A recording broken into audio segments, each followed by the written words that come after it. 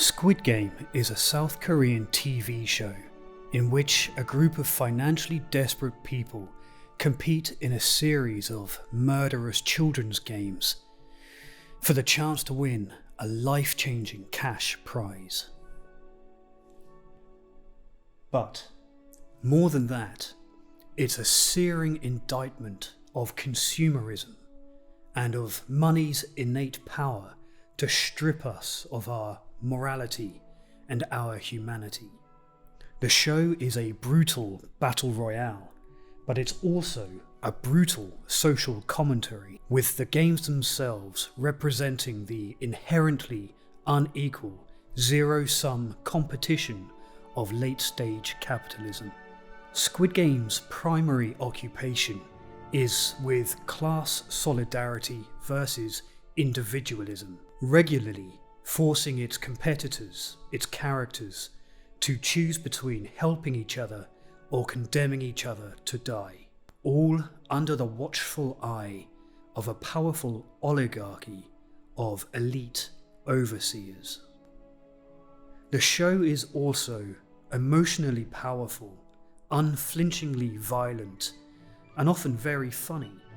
Squid Game is not a show about addiction, and yet, somehow, it is entirely about addiction. In this episode, I'm going to try to convince you that Squid Game can just as easily be read as a critique of addiction as it can as a critique of consumerism. And seen through Squid Game's lens, consumerism and addiction are one and the same. I'm going to assume that you're familiar with the show and that you've seen it, and therefore you need to assume that there will be spoilers throughout. Spoiler: you were the squid all along.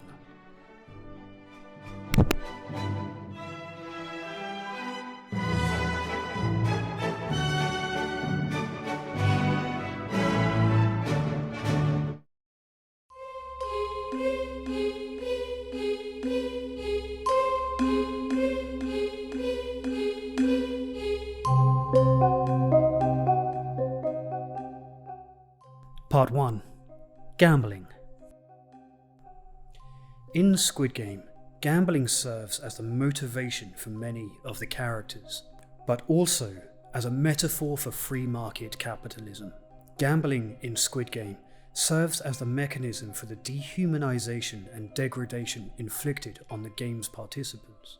When we are introduced to the main character, Gi-hun, he is already a low-stakes gambling addict. He bets on horses while neglecting his daughter's birthday. In fact, in a moment of catharsis for the audience, he wins, only to have his winnings taken to pay a previous debt. He has to steal from his elderly mother, who seems to be at least aware of it, if not complicit. He is unemployed, distant from his family, and in debt, with no obvious way out but to bet big in the hopes that a bigger risk returns a bigger reward. Gi-hun's gambling is depicted as grimy, but not unusual. It is desperate, but it is not particularly extreme, which is likely representative of the experience of most gambling addicts, especially those who haven't yet acknowledged that they have a problem. This portrayal of creeping but undramatic addiction is an honest one. Gi-hun's transition into the games represents a new stage of his addiction, the all-or-nothing stage, in which he is ready to stake his life for a chance to improve his conditions and reunite with his family. Contrast that with Squid Game's VIPs, the elite oligarchy I mentioned a moment ago. The VIPs bet on the game's contestants as though they were horses. Squid Game's creator, Hwang Dong-hyuk, is telling us something very important about the essential nature of gambling, that the poor gamble for their lives, while the rich gamble for fun. The VIPs, serving as audience surrogates, and the contestants like Gi-hun are all equally addicted to gambling, equally searching for that big win, but for the poor, the win means life, and for the rich, it means entertainment. In this way, Squid Game paints capitalism as one giant Technicolor casino, in which all of the players are technically free to leave, but if they do, they can't help but return. In the online criticism of Squid Game, the VIPs are regularly singled out as being superfluous, of being annoying, and of slowing the show down. Whatever you think of the VIPs in Squid Game, they are crucially important for the show's ultimate message. The juxtaposition of the VIPs and the contestants reflects how real-world gambling industries are often disproportionately funded by low-income people. The gambling industry exploits the addicted and then blames them for their addiction. Expanding that out into Squid Game's larger commentary, that juxtaposition critiques capitalism as a rigged game that requires starting with enough capital in the first place. One must have enough capital to begin with in order to be allowed to play. In other words, one must be born rich, and how the participants must be kept desperate in order for the system to function. The depiction of Young-sik's addiction is particularly powerful because it's the one that demonstrates the effects of the gambling on those close to him, in this case his mother. Young-sik and his mother, Gum-ja, join the games together, and his story is an examination of a truly entrenched addict, one of abject desperation. But Squid Game confronts us with an unusually nuanced question. It forces us to ask whether his long-suffering mother has been trying to protect him for so long that she might actually be enabling his addiction rather than helping it. She constantly, reluctantly supports Young-sik's desire to go deeper into the games despite her own misgivings. Finally, she kills her son, in essence to prevent him doing so much harm that he would be irredeemable, symbolic perhaps of a decision that a lot of parents of addicts are forced to face. At what point does the addiction become too painful to tolerate? And when should we cut the addict out of our lives? Perhaps Squid Game seems to imply, for everyone's long-term benefit, we should do it long before Gum-ja does.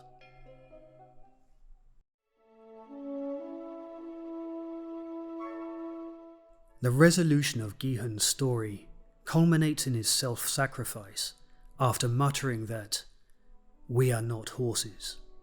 A man addicted to horse racing finally understands the dehumanizing consequences of gambling, where even winning comes at a loss.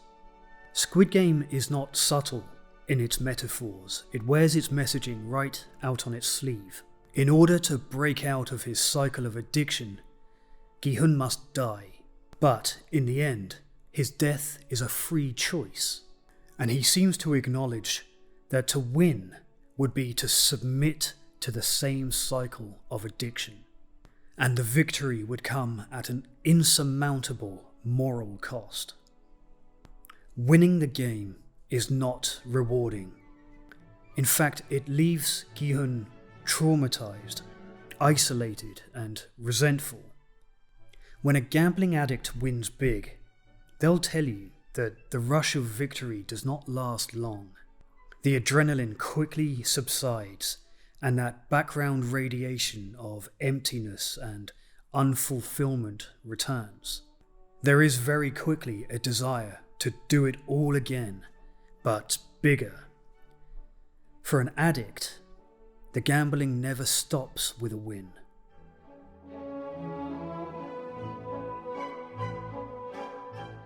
While there is a sense of the prevalence of drug use in the first and second series, with the implication that Jok-soo is probably involved in its trade, and the organ trafficking program having undertones of the illicit drug trade, it's the third series where they become prominent. The depiction of drug addiction is more nuanced than it seems at first from the initial cartoonish portrayal in the third series. The show is not interested in what the drug actually is. It's left deliberately vague, though judging by the effects depicted on the screen, we might guess that it is some kind of hallucinogenic stimulant. The drugs are smuggled in by Thanos and objectified as some kind of colourful pill. Whatever it is, its onset is fast and its effects short-lived and highly, almost instantly addictive. It's revealing that Thanos smuggles the drugs inside a large crucifix. And if we accept that Squid Game is a parable about capitalism, which it is, it invokes the Marx quote that religion is the opium of the people. A writer like Hwang Dong-hyuk, with his anti-capitalistic leanings, would certainly be aware of Marx's writing, and that crucifix is no accident. The drug imbues the user with a major advantage, a sense of fearlessness and imperviousness, making them more focused and more agile. But with such a limited supply of the drug and the addictive properties so potent, a harsh come-down is inevitable. After Thanos is killed, the drugs fall into the possession of Min-soo. Min-soo is addicted after only a couple of hits, and perhaps due to a lower tolerance and little experience with narcotics, the effects on him are profound. The withdrawal is thematically more interesting than the active effects. The withdrawal is depicted as having physical symptoms like sweating, tremors, weakness, and nausea, as well as psychological effects like anxiety and fear, paranoia, and hallucinations. While the active effects are like some combination of cocaine, Molly, and Xanax, the severe withdrawal has characteristics more like benzodiazepines or even alcohol, very much like delirium tremens. When a show like Squid Game deems the actual details of the drug to be inconsequential, it's usually because the real-world details don't matter and something more important is being communicated. In this case, Squid Game is saying that all addictions are ultimately equal in how they lead to ruin. Sex, drugs, gambling, it's all the same. The compressed timeline of addiction depicted in Squid Game is unrealistic, but that's not the point. The point is that drug addiction is a microcosm of consumerism. An accelerating desire for the next dopamine rush with diminishing returns until death and ruin. Squid Game characterizes drug addiction as a compulsive behavior driven by craving, a sense of emptiness, fear, and systemic reinforcement. Addiction is a cycle of cravings, rewards, and then crashes. Squid Game forces us to acknowledge that consumerism follows the same patterns. In addiction and in consumerism, we seek quick dopamine responses which quickly fade, leaving us wanting more. We use a drug, and when it fades, we need to use more for the same effect. We buy a new phone, but we want the newer, better version the next year. There is no getting off this hedonic treadmill once you're on it. And Squid Game tells us the only choice that we have in the end is the manner of our own death. A good death or a meaningless one.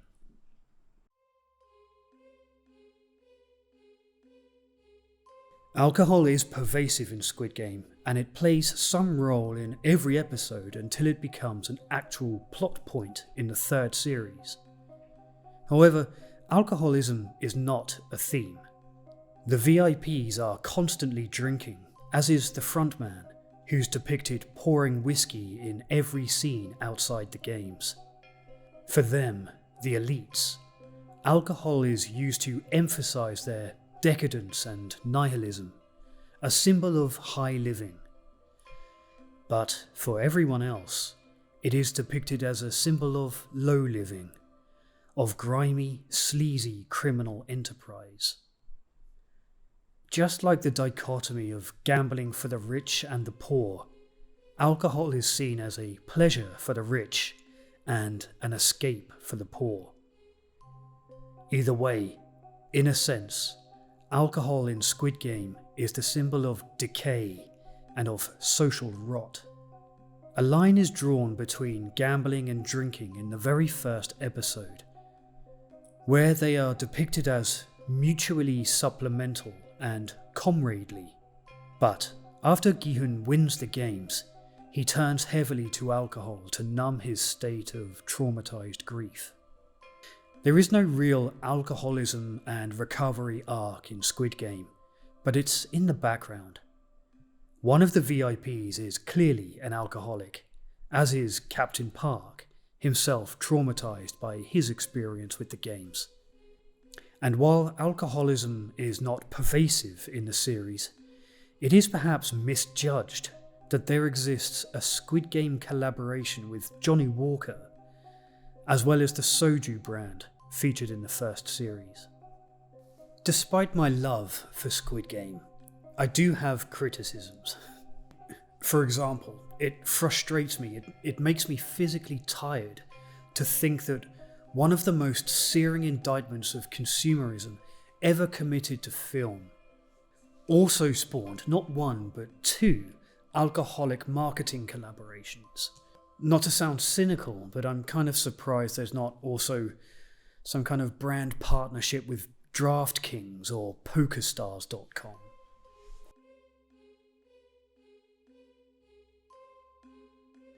I love the show, but the marketing around it is toxic. I know that shouldn't matter, and Netflix and everyone involved in the production deserves to earn a fee for their work on the show. But still, the marketing around Squid Game, to me, fundamentally undermines the power of the message it was trying to convey. I mean, look over there, that light. That cost me $50. I watched Squid Game, a ferocious anti-consumerist screed, and then I went out and consumed that.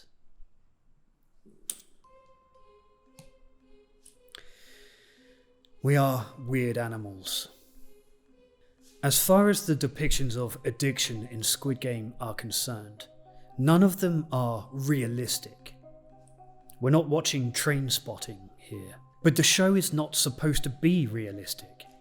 It is allegorical, it is a parable, and in that sense, the parallels that it draws between physical addiction and addiction to consumerism are incredibly potent. Thank you for watching. Like, subscribe, crave, consume, and crash. And as always, we are not horses. You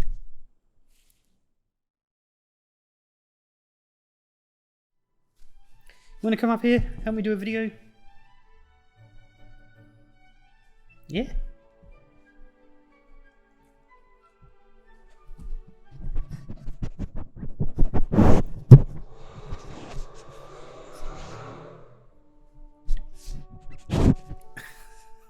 Stop this. There, baby.